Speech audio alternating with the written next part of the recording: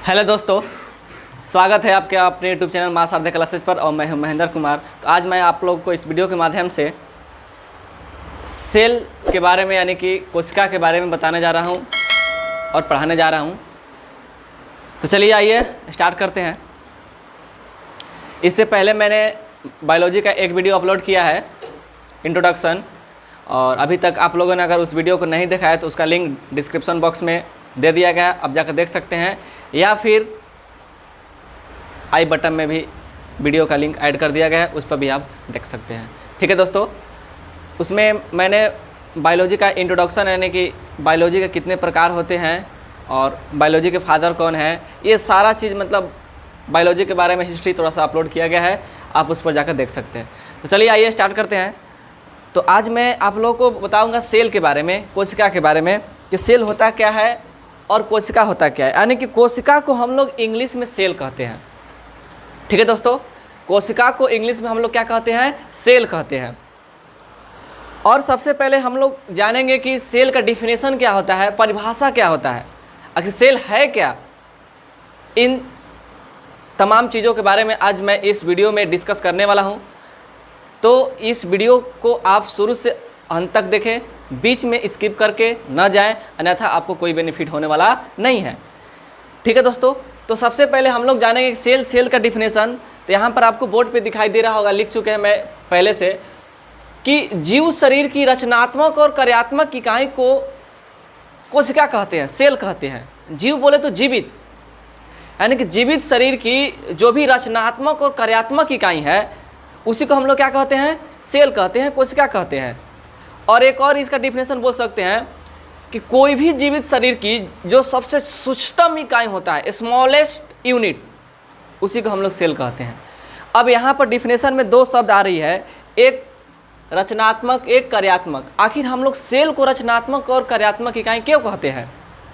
रचनात्मक इकाई इसलिए कहते हैं कि इसी सेल से मिलकर किसी भी दुनिया की कोई भी जीवित शरीर हो, कोई भी जीवित पदार्थ हो, बना है। यानी कि वही सारे सेल से मिलकर क्या बना है, उस शरीर का निर्माण हुआ है, उस बॉडी का निर्माण हुआ है, इसीलिए उसको हम लोग रचनात्मक कहते हैं। यानी कि किसी भी जीवित शरीर के निर्माण में सेल भाग लेता है, सेल पार्टिसिपेट करता है। ठीक है दोस्तों, और कार्यात्मक क्यों कहते हैं? क्योंकि कोई भी अगर जीवित शरीर का कोई भी पार्ट अगर काम कर रहा है, वर्क कर रहा है, तो समझिए कि उसका सेल वर्क कर रहा है, तभी उसका शरीर वर्क कर रहा है। अगर जिस दिन सेल उसका वर्क करना बंद कर दे तो समझिए कि उसका बॉडी, उसका अंग तंत्र भी काम करना बंद कर देगा। इसीलिए हम लोग सेल को, कोशिका को जीवित शरीर की रचनात्मक और कार्यात्मक इकाई कहते हैं, यूनिट कहते हैं, स्मॉलेस्ट यूनिट, सबसे छोटा इकाई। अंग नहीं है, सबसे छोटा अंग नहीं, सबसे छोटा इकाई, बेसिक इकाई, जिससे मिलके उस जीवित शरीर का निर्माण हुआ हो, उसी को हम लोग सेल कहते हैं और कोशिका कहते हैं। अब यहाँ पर हम लोग एक चीज़ और बात जानेंगे, कोशिका के अध्ययन को क्या कहते हैं। जो अगर व्यक्ति कोशिका के बारे में अध्ययन करेगा, कोशिका के बारे में पढ़ेगा, तो उसको क्या कहेंगे कि क्या चीज़ पढ़ रहा है, क्या चीज़ के बारे में अध्ययन कर रहा है। तो कोशिका के अध्ययन को हम लोग बोलते हैं साइटोलॉजी। ठीक है, क्या बोलते हैं, साइटोलॉजी। तो ये सबसे इंपॉर्टेंट पॉइंट है कि कोशिका के अध्ययन को क्या कहा जाता है, साइटोलॉजी। यहाँ आपको बोर्ड पे लिखा हुआ दिख रहा होगा। अब सबसे पहले नेक्स्ट पॉइंट है कि कोशिका के पिता यानी कि फादर ऑफ साइटोलॉजी किसको कहा जाता है।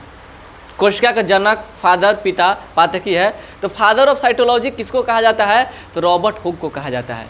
ठीक है दोस्तों, फादर ऑफ साइटोलॉजी किसको कहा जाता है, रॉबर्ट हुक को। अब यहाँ पर एक सवाल खड़ा होता है कि आखिर रॉबर्ट हुक को ही क्यों फादर ऑफ साइटोलॉजी, कोशिका विज्ञान के पिता क्यों कहा गया? इसलिए कहा गया क्योंकि सर्वप्रथम, सबसे पहले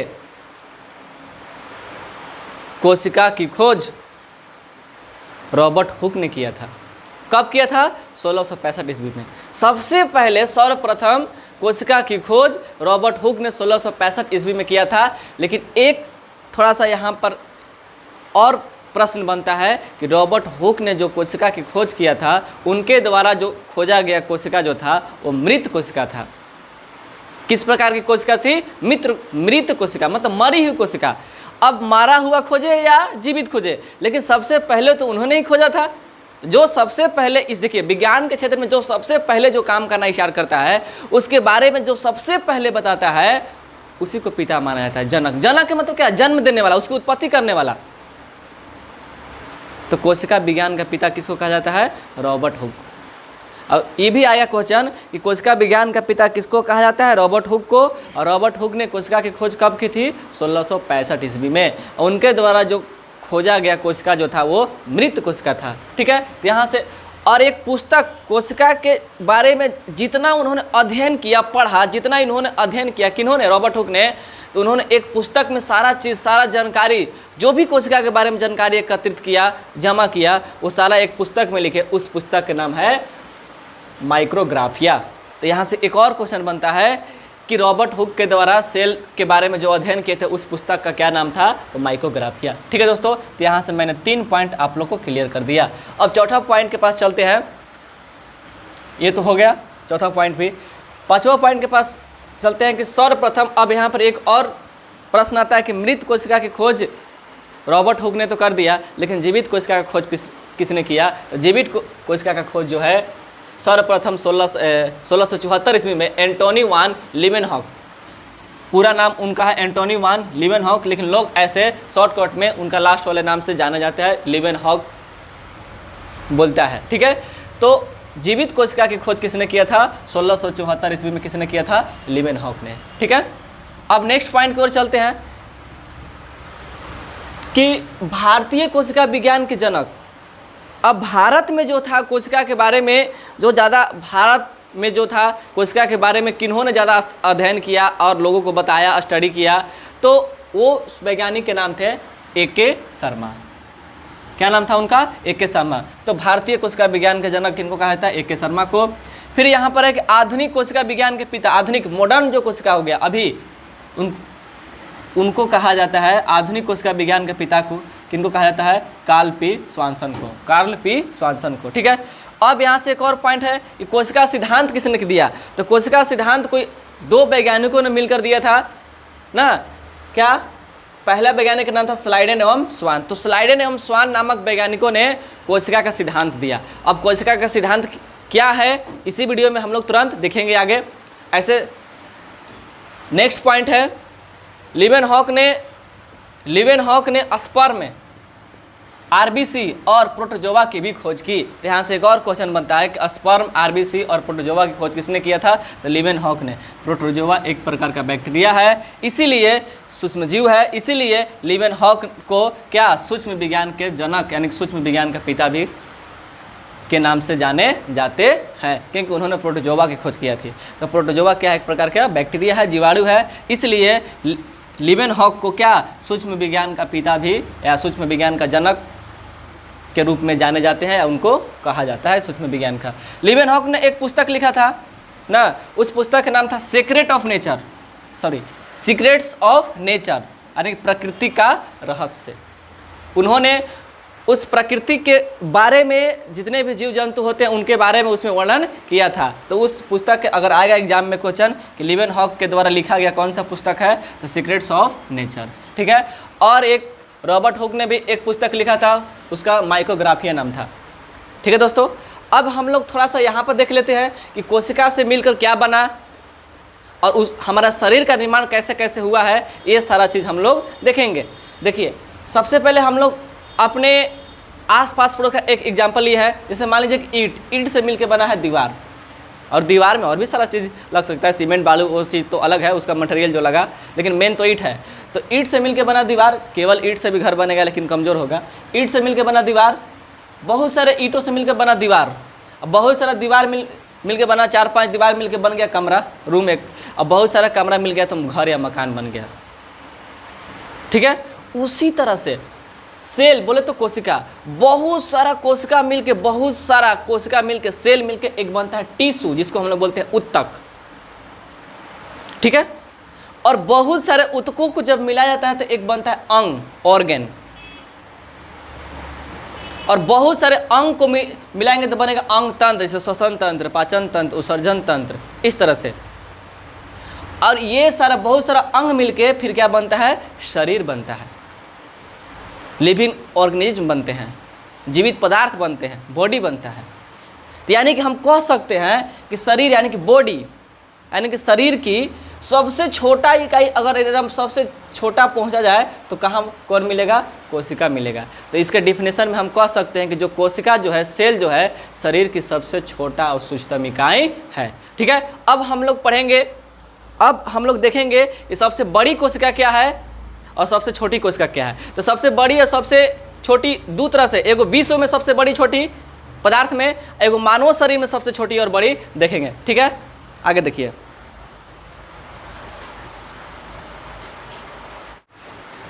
तो सबसे पहले वहाँ तक हो गया था। उसके बाद आगे क्या है कि कोशिका सिद्धांत की मुख्य बातें। तो कोशिका सिद्धांत किसने दिया था? स्लाइडेन स्वान नामक वैज्ञानिकों ने दिया था। तो अब कोशिका सिद्धांत में कुछ बातें जान लेते हैं कि आखिर कोशिका सिद्धांत है क्या।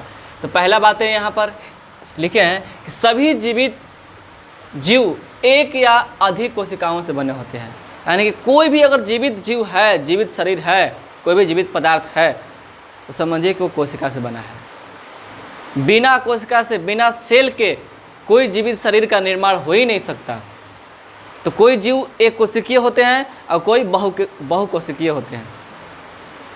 ठीक है, इसीलिए जो जीव एक कोशिका से मिलकर बना होता है उसको एक कोशिकीय बोलते हैं, और जो जीव बहुत सारे कोशिकाओं से मिलकर बना होता है, लाखों करोड़ अरबों, उसको बहुकोशिकीय बोलते हैं। इसीलिए इस बात को एक सिद्धांत में ऐड कर दिया गया कि कोई भी जीवित जीव हो, या तो वो एक कोशिका से बना होगा या एक से अधिक कोशिकाओं से मिलकर बना होता है। ये कोशिका सिद्धांत में ऐड कर दिया गया। ठीक है, ये बात आपको क्लियर हो गया। नेक्स्ट पॉइंट है, कोशिका जीवन की सबसे बुनियादी इकाई है। बुनियादी के मतलब बेसिक यूनिट, वही तो है बेसिक।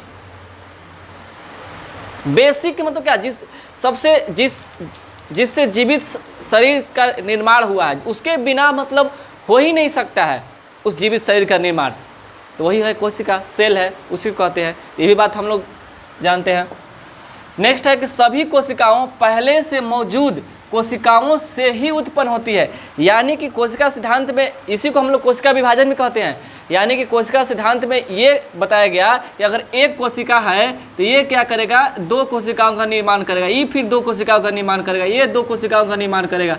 ऐसे ऐसे कोशिका का, एक कोशिका दो कोशिकाओं का निर्माण करते करते बहुत सारी कोशिकाओं का निर्माण हो जाता है। और फिर यहीं पर ऐसे ही कोशिका का निर्माण होते होते ये क्या बन जाता है? टिश्यू बन जाता है, ऊतक बन जाता है। इसी ऊतक मिलकर अंग बन जाता है, अंग मिलकर अंगतंत्र बन जाता है, अंगतंत्र मिलकर शरीर बन जाता है। ठीक है दोस्तों, तो ये सबसे इंपॉर्टेंट है। ये बात यहाँ पर पूछता है कि सभी कोशिकाएं पहले से मौजूद एक कोशिका होता है उसी से उत्पन्न होता है। यही कारण है कि कभी कभी देखते हैं कि जब हमारे हाथ पैर कहीं कहीं कट जाता है या कहीं खरोच आ जाती है, तो वहाँ पर कुछ दिन के बाद अपने आप क्या हो जाता है? पहले जैसा भर जाता है। इसका मतलब क्या हुआ कि जो जहाँ से वहाँ से जो कोशिका कट के बाहर अगर गिर गया, वहाँ से ऊतक जो हुआ कट के बाहर अगर गिर गया वहाँ का मांसपेशियाँ, तो वहाँ के जो आसपास की जो मांसपेशियाँ है, बहुत सारी कोशिकाओं का निर्माण कर करके उस कोशिका की क्या कर दे, वहाँ पर जो स्थान खाली होता है उसको क्या कर देती है? भर देती है। तो हम कह सकते हैं कि सभी कोशिकाएं जो होती है पहले से मौजूद कोशिकाओं से ही उत्पन्न होती है। यानी कि एक कोशिका दो कोशिका का निर्माण करेगा, तो एक है कोशिका तो दो कोशिका, अगर नया कोशिका का निर्माण किया तो उसका स्थान तो एगो ही ले लिया, लेकिन एगो जो नया स्थान जो लेगा, जो उसका स्थान खाली था उसका लेगा।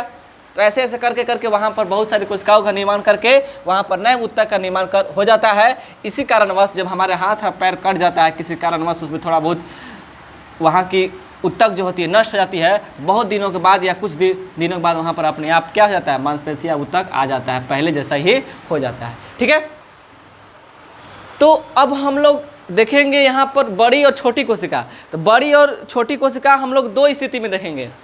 एक कंडीशन में देखेंगे ओवरऑल, यानी कि पूरी दुनिया में बड़ी और छोटी, और एक देखेंगे मानवों में बड़ी और छोटी। ठीक है दोस्तों, तो सबसे बड़ी अगर सबसे छोटी कोशिका पूछेगा, ओवरऑल सबसे छोटी केवल पूछेगा, मानव नहीं लगाएगा, यहाँ पर मनुष्य की बात नहीं करेगा, केवल पूछेगा सबसे छोटी कोशिका। तो सबसे छोटी कोशिका का नाम है माइकोप्लाज्मा, जो कि एक प्रकार का जीवाणु है, उसी में पाया जाता है माइकोप्लाज्मा में। जीवाणु माइकोप्लाज्मा में पाया जाता है। कौन? सबसे छोटी कोशिका। ठीक है, और सबसे बड़ी कोशिका कहेगा तो शुतुरमुर्ग के अंडे की कोशिका जो होता है सबसे बड़ा कोशिका, ओवरऑल में बड़ी। सबसे बड़ी कोशिका शुतुरमुर्ग के अंडा, जैसा कि आपको वहाँ पर फिगर में दिख रहा होगा कि शुतुरमुर्ग का अंडा कितना होता है। जो हमारा अंडा होता है वो मुर्गी का जो अंडा होता है ना, उससे कई गुना बड़ा, कम से कम बड़ा होता है। अगर हाथ में लेंगे तो इतना बड़ा हो जाएगा इस तरह से, ठीक है। तो ये दो को समझ गए कि सबसे छोटी कोशिका कौन है, माइकोप्लाज्मा कोशिका, और सबसे बड़ी कोशिका शुतुरमुर्ग के अंडे की कोशिका, ठीक है। अब हम लोग मानवों में चलेंगे। मानवों में सबसे छोटी कोशिका कौन होती है, तो मानवों में सबसे छोटी कोशिका जो होती है स्पर्म होती है। स्पर्म बोले तो शुक्राणु ना, क्या, शुक्राणु, जो कि मनुष्य में मेल में पाया जाता है, ठीक है। और मानव में सबसे बड़ी कोशिका जो होगी वो क्या होगी, अंडाणु, और सबसे मानव में सबसे छोटी कोशिका होगी शुक्राणु। अंडाणु को ओवम बोलते हैं इंग्लिश में ना, और शुक्राणु को क्या बोलते हैं, स्पर्म बोलते हैं। क्या बोलते हैं, स्पर्म। तो सबसे छोटी कोशिका को, मानव में सबसे छोटी कोशिका स्पर्म मेल में होगा, और मानव में सबसे बड़ी कोशिका क्या, अंडाणु वोमेन में, फीमेल में ओवम। और मानव में सबसे लंबी कोशिका, अगर लंबी कोशिका पूछेगा सबसे लंबा कोशिका क्या होती है, या मानव में सबसे लंबी कोशिका बोले, या ओवरऑल सबसे लंबा कोशिका, ये दोनों में काम करे। ओवरऑल मतलब पूरे जीवों में सबसे लंबी कोशिका किस जीव की है, तो वो मानव की होती है। और मानव की जो होती है वो न्यूरॉन होती है। न्यूरॉन की जो हमारे मस्तिष्क में पाया जाता है ना, यानी कि तंत्रिका तंत्र की कोशिका जिसका नाम है न्यूरॉन, ठीक है। तो मानव में सबसे लंबी कोशिका क्या है, तंत्रिका तंत्र की कोशिका, जिसको हम लोग क्या बोलते हैं, न्यूरॉन बोलते हैं। अब है ये दोनों पॉइंट को ध्यान से थोड़ा सा समझना है कि विभाजन रहित कोशिका। विभाजन रहित कोशिका किसको बोलते हैं, विभाजन रहित कोशिका के मतलब क्या, कि उसका विभाजन नहीं हो। मतलब अभी तुरंत पढ़े कोशिका सिद्धांत में कि कोशिका जो होता है, एक कोशिका जो होता है दो कोशिकाओं में क्या होता है, विभाजित होकर एक नए कोशिका का निर्माण करता है। उसी तरह से यहाँ पर है कि विभाजन रहित कोशिका। विभाजन रहित के मतलब क्या, उस कोशिका का विभाजन नहीं हो, मतलब एक कोशिका से नए कोशिका का निर्माण नहीं होगा, तो होगा न्यूरॉन, यानी कि मस्तिष्क की कोशिका। इसीलिए मस्तिष्क को क्या बोला जाता है कि दिमाग को सुरक्षित करके रखोगे। दिमाग में कहीं चोट लग गया, फिर वहाँ की कोशिका, फिर नया कोशिका वहाँ पर, अगर दिमाग की कोशिका नष्ट हो गया तो फिर वहाँ पर नई कोशिका का निर्माण नहीं होगा, तो हमारी मृत्यु और डेथ हो सकती है। इसीलिए क्या बोला जाता है कि बाइक वगैरह चलाते समय हेलमेट लगाकर चलिए, क्योंकि इधर हाथ पैर कहीं भी टूट गया, छिला गया तो ये सब फिर से पहले से हो जाएगा कुछ समय के बाद। लेकिन मस्तिष्क अगर माइंड में अगर चोट लग गया, दिमाग में अगर चोट लग गया, तो वहाँ की कोशिका अगर मर गई तो फिर वहाँ नए कोशिका का निर्माण नहीं होगा। इसीलिए कहा गया है कि मानव में सबसे कि विभाजन रहित कोशिका जो कौन है, तो विभाजन रहित कोशिका का नाम है न्यूरॉन, जो कि मस्तिष्क में पाया जाता है, ठीक है दोस्तों। अब नेक्स्ट है तेज विभाजन, जिसका विभाजन तेज होता है, मतलब तेज विभाजन वाली कोशिका जिसका बहुत अधिक संख्या में और तेजी से विभाजित होगा, तो उसका नाम है लीवर। लीवर की कोशिका, जो लीवर की कोशिका होता है उसका तेज विभाजन होता है, बहुत अधिक तेजी से क्या करता है, नए नए कोशिकाओं का निर्माण करता है, ठीक है। तो बस आज के लिए इतना ही, और कैसा लगा ये वीडियो कमेंट करके अवश्य बताएं। अगर मेरे चैनल पर अभी नए व्यूअर हैं तो मेरे चैनल को सब्सक्राइब करें। सब्सक्राइब करने के लिए माँ शारदा क्लासेस के बगल में रेड कलर में सब्सक्राइब लिखा होगा, कुछ नहीं करना, उसको केवल टच कर देना है। टच करने के बाद घंटे का निशान लगा, उसको भी प्रेस कर देना है। और ये मेरी वीडियो अच्छा लगे तो कमेंट करके अवश्य बताएं। मेरे वीडियो को देखने के लिए आपको तहे दिल से शुक्रिया, धन्यवाद, थैंक यू। और फिर मिलेंगे अगले नेक्स्ट वीडियो में, जो कि हम पढ़ेंगे कोशिकांग, यानी कोशिका के अंग। तब तक के लिए जय हिंद, जय भारत।